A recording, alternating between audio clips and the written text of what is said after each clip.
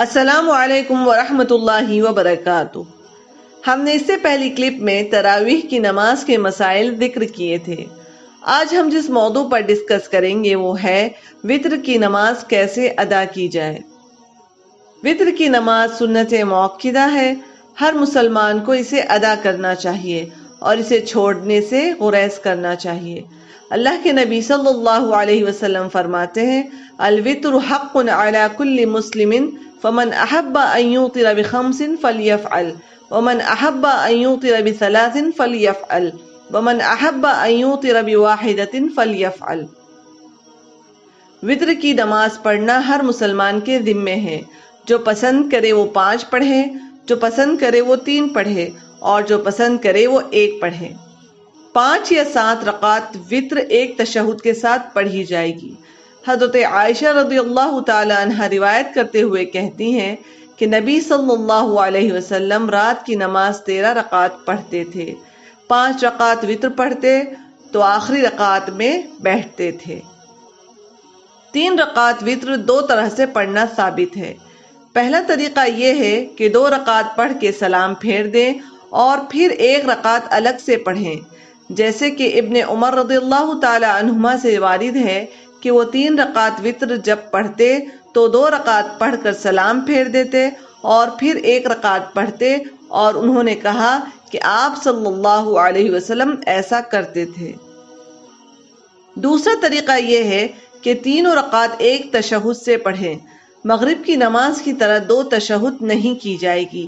حضرت عائشہ رضی اللہ تعالی عنہ فرماتی ہیں کہ آپ صلی اللہ علیہ وسلم 3 رکعت وتر پڑھتے اور صرف 1 بار تشہد پڑھتے تھے، اور اگر کوئی 11 رکعت وتر پڑھے گا تو 2 رکعت کر کے پڑھے گا اور آخر میں 1 رکعت وتر پڑھ کر 11 رکعت پوری کرے گا۔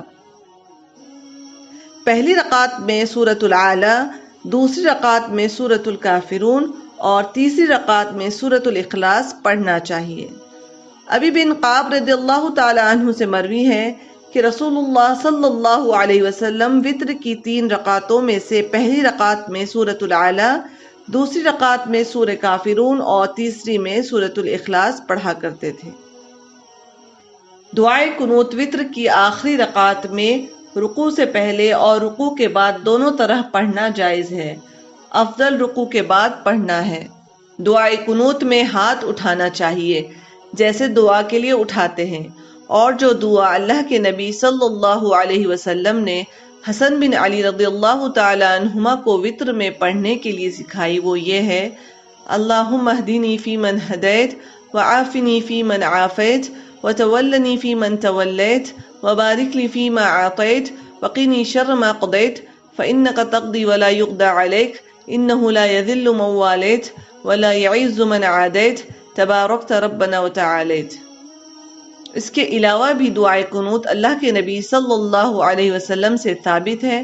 اس کو آپ حسن المسلم جیسی دعاؤں کی کتاب میں دیکھ سکتے ہیں۔ بہتر یہ ہے کہ دعائے قنوت ہمیشہ نہیں پڑھنی چاہیے، کبھی کبھی بغیر دعائے قنوت کے وتر پڑھنا چاہیے۔ وتر کی نماز کا وقت عشاء کی نماز کے بعد سے فجر کی نماز سے پہلے تک ہے۔ کچھ لوگوں کو کنفیوژن ہو جاتی ہے، بعض جگہ 11 رکعت کا ذکر آتا ہے اور بعض جگہ 13 رکعت کا اور بعض جگہ اس سے زیادہ کا۔ اللہ کے نبی صلی اللہ علیہ وسلم تہجد، تراویح یا قیام اللیل میں 8 رکعت ہی پڑھتے تھے۔ جو زیادتی ہوتی تھی وہ وتر کی رکعت میں ہوتی تھی، جیسے 3 وتر پڑھو تو 11 رکعت ہو جاتی ہے اور 5 وتر پڑھو تو 13 رکعت ہو جاتی ہے۔ اللہ ہم سب کو اللہ کے نبی صلی اللہ علیہ وسلم کے طریقے پر عمل کرنے کی توفیق دے، آمین۔ نیکسٹ کلپ میں ہم سحری و افطار کے مسائل کے بارے میں جانیں گے۔ تب تک وعلیکم السلام ورحمۃ اللہ وبرکاتہ۔